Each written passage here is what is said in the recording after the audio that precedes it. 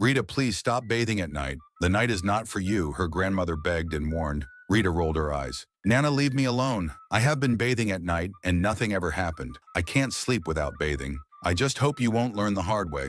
Rita was the most beautiful girl in the village of Ajemu. People often stopped to admire her smooth, dark skin, her bright eyes, and her gentle smile. But what made Rita different was her strange habit. She always bathed at night. While others in the village took their baths before the sun went down, Rita waited until darkness wrapped around the village like a thick blanket. Then she would fetch water and disappear behind her house, where no one could see her. Her mother, Yemi, had warned her many times. Rita, bathing at night is not good. Spirits walk when the sun sleeps. Don't call trouble with water, she would say, shaking her head. But Rita would laugh. Mama, that's just an old story. I like the night. It's quiet and cool. The water feels better then. Her grandmother, Nana, who rarely spoke, looked at Rita one evening with tired eyes. It's not the water, she said softly. It's what the water calls in the dark. Rita didn't take her seriously. She thought Nana was just being old and strange. What harm could water do? So that night, as usual, Rita took her clay pot and walked to the back of the house. The moon was high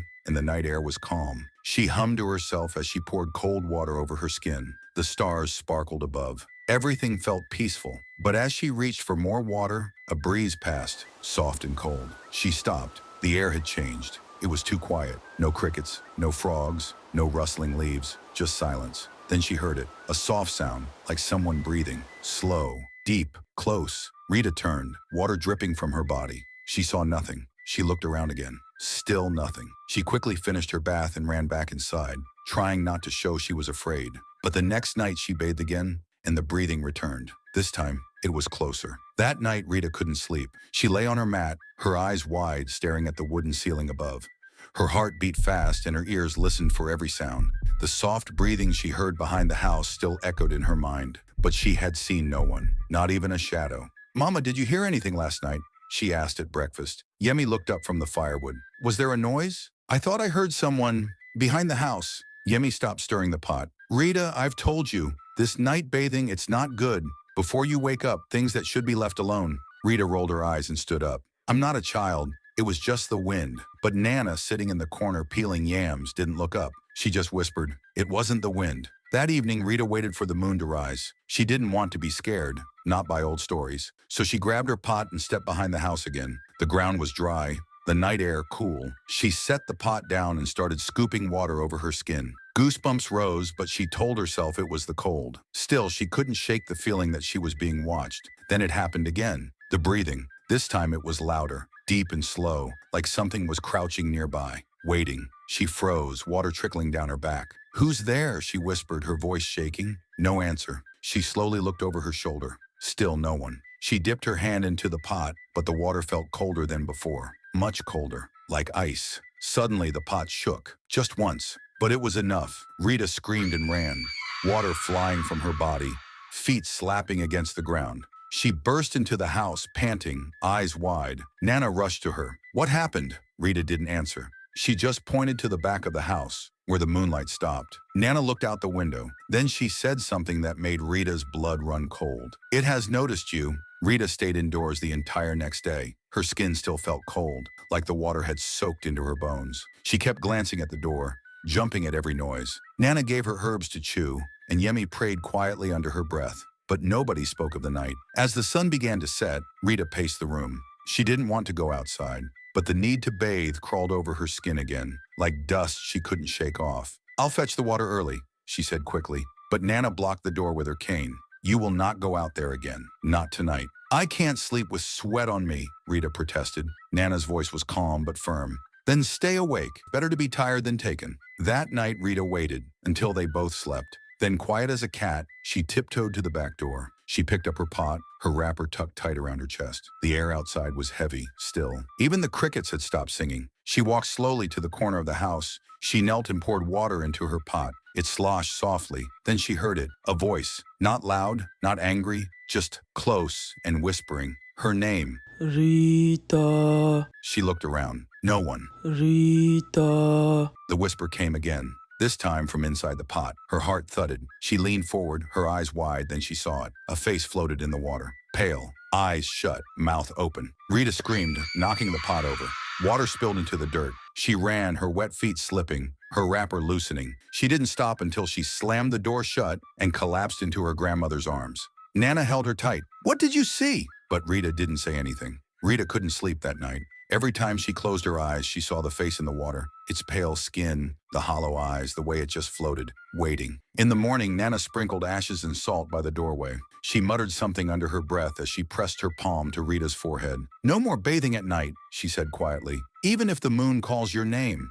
But Rita didn't answer. She just stared at the mat by the back door, because that was where she'd found the pot. And last night, before she ran, she remembered something else. Something that still made her stomach twist. The pot moved. It didn't roll. It didn't tip. It shifted, like something underneath it had pushed it. Later that afternoon, while Nana napped and Yemi went to the market, Rita tiptoed to the back door. She stood there staring at the mat. Her throat was dry, but her feet moved on their own. She bent down and lifted the mat. Nothing, just brown dirt. She exhaled. Then her eye caught something small poking from the earth. She dug gently with her fingers. It was a black bead, round, cold. She picked it up and turned it in her hand. The moment her fingers closed around it, a breeze swept through the house. But the door was shut. Rita dropped the bead. She stepped back, heart pounding. The bead rolled across the floor, by itself. It stopped at the base of the wall. And then, tap, tap, tap, from beneath the ground. She turned and ran to the front room, slamming the inner door behind her. Nana opened her eyes. "What did you touch?" Rita stands beside her, trembling. "A bead. Just a bead." Nana turned her face to the wall and whispered, "Not everything buried should be dug up." That night the tapping didn't stop. It went on until the cock crowed. The next night was quieter than usual. Too quiet. The frogs that always croaked by the stream had gone silent. Even the trees didn't rustle. The village slept. But Rita stayed wide awake, her blanket clutched to her chest. She kept her eyes on the back door. Nothing moved. Not the mat, not the shadows. But at exactly midnight, someone knocked. Just one knock, then silence. Rita sat up slowly. Her eyes darted to the curtain that hung over the doorway. It didn't move, but the knock rang again, this time softer. Nana sits on her mat. "Don't answer it," she said. Rita didn't move. This time, the knock came from the front door, then the window, then the back again. It was like something was circling the house. Then, she heard a voice, a woman's voice, soft and gentle. "Rita, child of the water, come wash your sins." "Who's there?" Rita asked, her voice shaking. Then silence. Then the curtain by the door moved, just a little, like fingers had pulled it. Rita screamed. Nana rushed to her, then saw a wet footprint on the ground. A small one, like a woman had just stepped away barefoot. Yemi came running from her room, her face pale. "Who was that?" Rita couldn't answer, because as she stared at the footprint, she realized something worse. It matched her own foot exactly. Then that night the voice came back in her dreams. "Come wash, come wash, come." When she woke up, her night wrapper was soaked with river water. Rita sat on her mat staring at the damp cloth. Her cloth, the same one she wore to sleep, was soaked from the waist down, not with sweat, not with spilled water from the pot beside her. No, this was cold, muddy river water. The smell of wet leaves and dirty soil clung to it. She hadn't gone to the river. She was sure of it. Nana sat across the room, squinting at her through half-closed eyes. "You bathed last night again, didn't you?" Rita shook her head quickly. "No, Mama. I swear. I stayed inside. I didn't even step outside." Yemi walked in and took the wrapper from Rita. She sniffed it once, then dropped it like something had burned her fingers. "This is from the river," she said, her voice low. "Not the stream. The deep part, the forbidden part." Nana crossed her arms. "She's been touched." Rita's heart dropped. "Touched?" Nana didn't blink. "By a spirit. They call you when you bathe at night. They like water, especially girls who wash under the moon." Yemi sat slowly. "I warned you, Rita." "I didn't go," Rita whispered. "I stayed inside. I don't know how the wrapper..." But no one was listening. They were already whispering to each other, their faces tight with fear. Later that morning, while sweeping the compound, Yemi found tiny footprints, wet ones. They led from the edge of the house toward the back room, Rita's room. But they didn't belong to anyone in the house. The toes were too long. The heel was too sharp, like something had crawled on 2 feet that didn't belong to a human. That night, Nana lit a fire and placed dried leaves in the smoke. "Don't open the door if you hear a voice," she said. "What if it calls my name?" Rita asked, her voice barely above a whisper. Nana looked at her. "Especially if it calls your name." And that night the voice came again, but this time it was inside the house.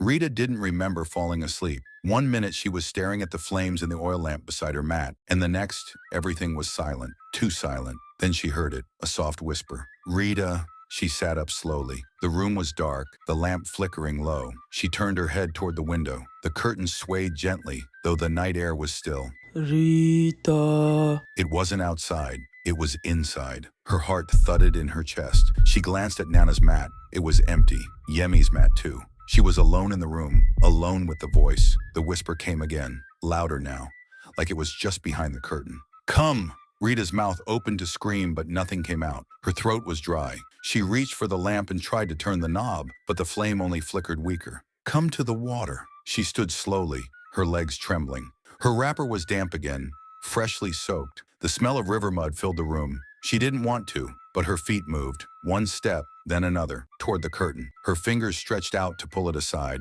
but just before she touched the cloth, something cold wrapped around her ankle. She gasped and looked down. There was a long, wet hand reaching from beneath her mat. It was pale, thin, and the nails were green.